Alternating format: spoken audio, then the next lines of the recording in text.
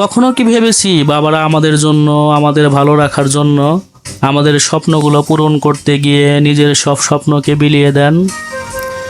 বাবাদের কঠোর পরিশ্রমের প্রতিটি দিন, প্রতিটি রাত থাকে শুধুই আমাদের জন্য। আর বাবাদের সেই পরিশ্রম, ত্যাগ আর আমাদের ভালোবাসার মুহূর্তগুলো কি আমরা স্মরণ করি? আমরা কি কখনো বাবাদের বলতে পেরেছি, বাবা, ও বাবা, আমি তোমাকে ভালোবাসি? বাবারা কখনো কিছু বলে না, শুধু কাজ করে যায়, কষ্ট সহ্য করে, তাদের সমস্ত জীবন আমাদের ভালো থাকার জন্য বিলিয়ে দেয়। কিন্তু বাবাদের প্রতি আমাদের শত অভিযোগ, শত অনুরাগ, আমাদের আবদার না মেটাতে পারলে বাবারা হয়ে যায় ব্যর্থ বাবা। বাবাদের চোখের পানি দেখা যায় না, তা শুকিয়ে যায় তাদের শ্রমের ঘামে। কখনো কি বলতে পারি, বাবা, ও বাবা, আমি তোমাকে ভালোবাসি?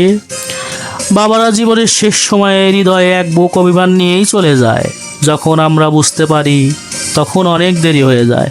তখন মনে হয় আজ যদি বাবা থাকতো, জড়িয়ে ধরে বলতাম, বাবা, ও বাবা, আমি তোমাকে অনেক ভালোবাসি।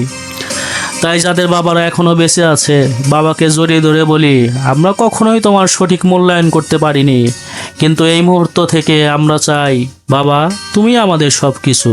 বাবা, ও বাবা, আমরা তোমাকে ভালোবাসি।